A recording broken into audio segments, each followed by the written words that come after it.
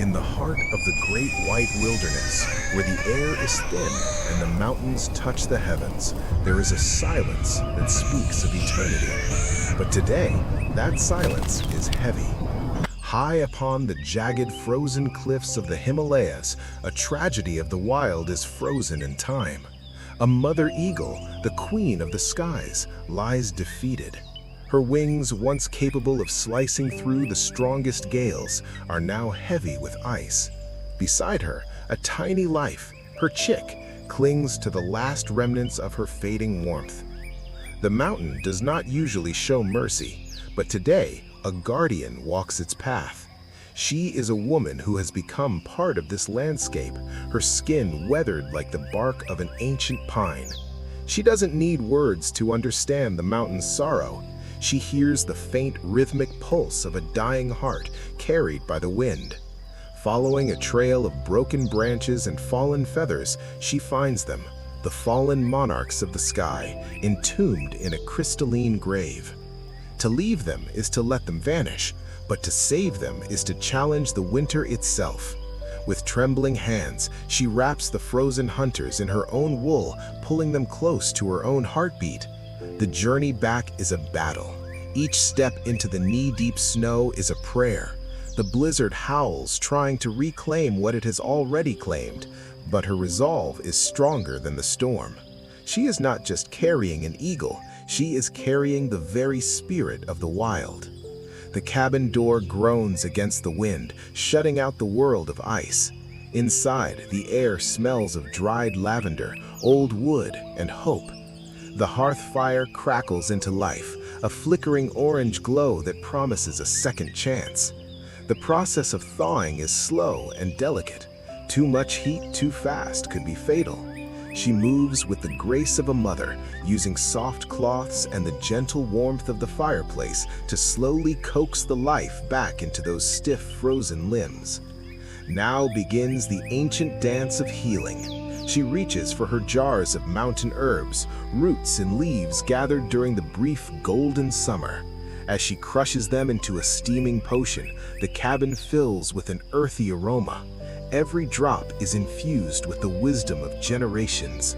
She tends to each feather as if it were a fragile piece of silk, cleaning the frost and dirt of the mountain. In the quiet of the night, the only sounds are the whistling wind outside and the rhythmic breathing of a bird starting to remember how to live. Hours turn into days.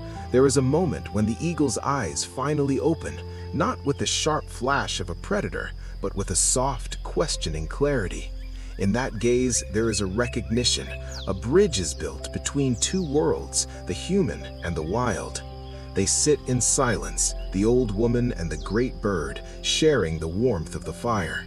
She feeds the chick with the patience of a saint, watching as the strength returns to its tiny wings. The ice has melted, and the wounds have begun to scar.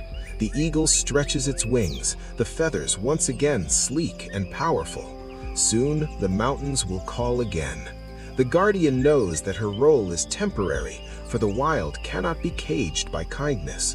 But as she offers a final drink of water, she knows she has done more than just save a life. She has protected the balance.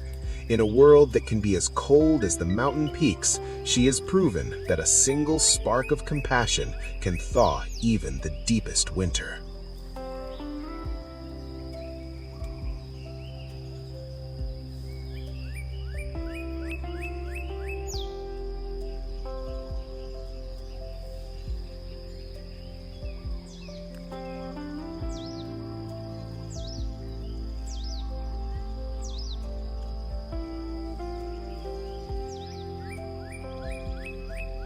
In the highest reaches of our world, where the thin air is made of jagged ice and the wind never truly sleeps, life hangs by a thread as thin as a spider's silk. On a precipice that touches the heavens, a mother eagle stood as a silent, desperate sentry over her chick. But the mountain is an ancient god, and it is often merciless. A sudden, cruel storm entombed them both in a crystalline prison of frost. They waited for a dawn that seemed destined never to arrive, until the ledge itself, weary from the weight of winter, gave way.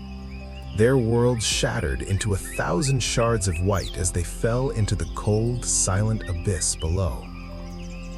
Yet even in the heart of the gale, the mountain possesses another spirit, a guardian who walks where others fear to tread. She is a woman whose history is written in the deep lines of her face and the steady strength of her stride.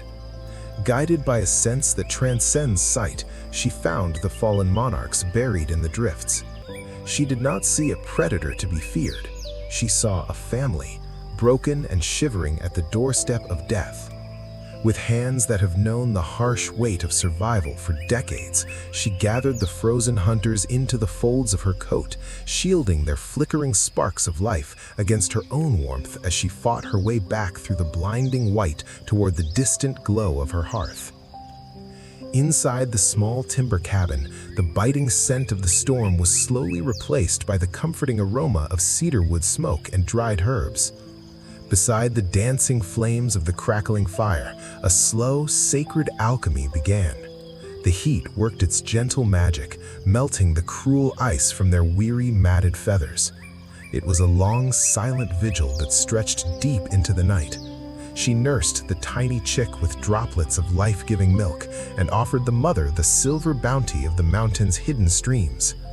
In the golden shadows of that room, a bridge was built between the human heart and the untamed wild, a bond forged in the profound quiet shared between two beating hearts that refused to stop. As the winter sun finally pierced through the heavy shroud of clouds, the strength of the sky returned to the eagle's frame.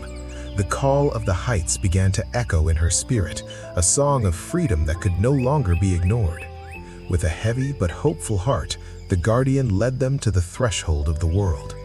There was a moment of perfect stillness, a final look exchanged between the rescuer and the rescued.